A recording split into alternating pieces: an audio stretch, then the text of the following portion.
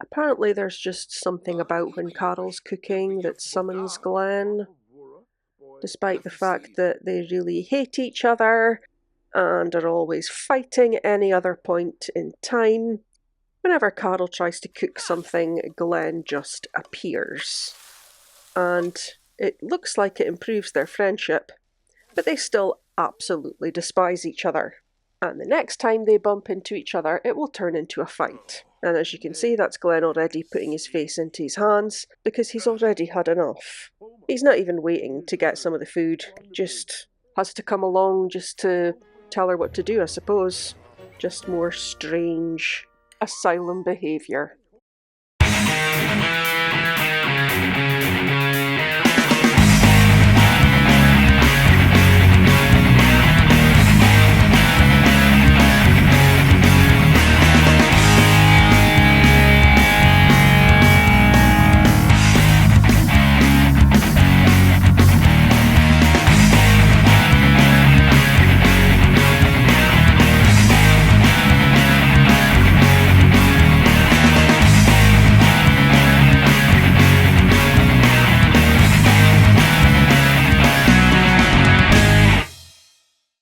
Karol continued working on her crystal crafter aspiration in the asylum. Progress was slow because everything Karol does is kind of slow, but progress was coming. She was, bit by bit, making her way through the steps she would need to complete the aspiration and escape the asylum.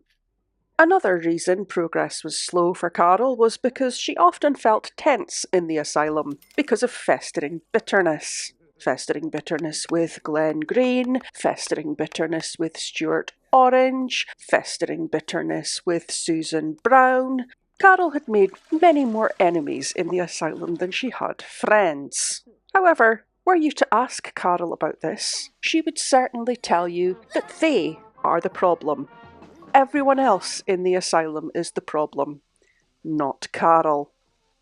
After all, Karol was a very charming and pleasant person who told lots of interesting stories about herself and told lots of memes and lots of jokes that showed that she was in touch with the young people of today. And she spoke about her experiences on Cupid's Corner and about all the people who wanted to meet up with her. After all, who wouldn't just love listening to this face talk to them about their experiences on Cupid's Corner? However, after a little bit of hard work, Karol finally started to see some results as her crystal tree evolved to nice quality.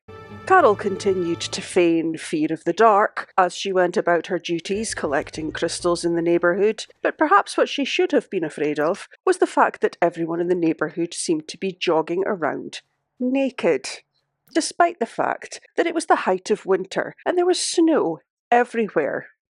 There were no particular neighbourhood action plans in place that would mean this should be the case, and yet continually, everywhere she went, Karol encountered Sims jogging without their clothes.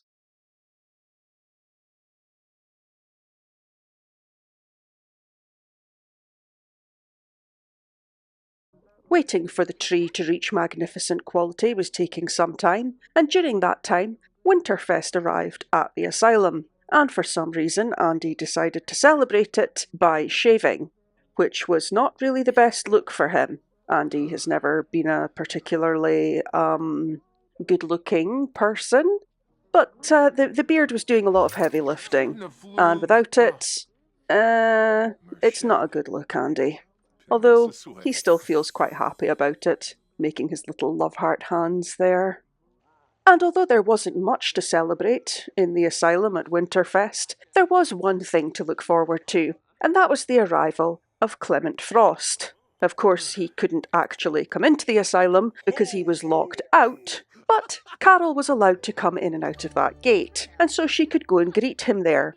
And, she decided to fight him. After all, if she fought Clement Frost, she could get presents from him and rewards from him, and maybe make a bit of money for the asylum. It was a plan that always paid out well to Sims who enacted it. Oh, probably.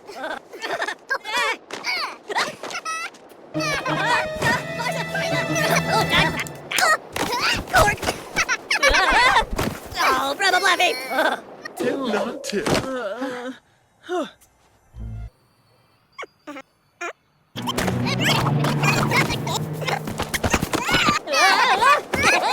God.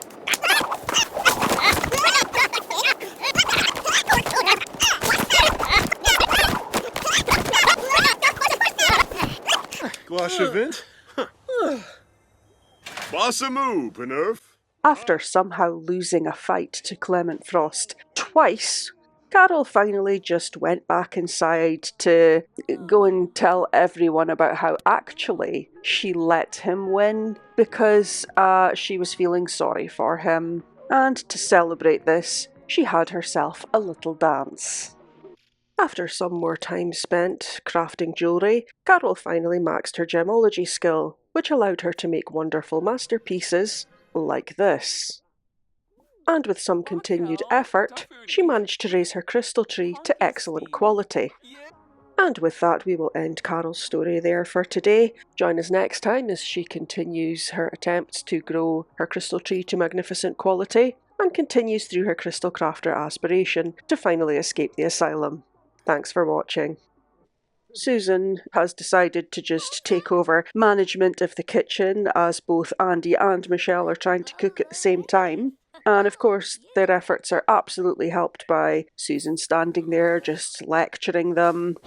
And now we see the effect, the true effect of Susan's presence, because she's just set Andy on fire. As usual, everywhere that Susan goes, disaster follows. And as Andy tries to put himself out, she just runs off and leaves him to it. Best character in the asylum.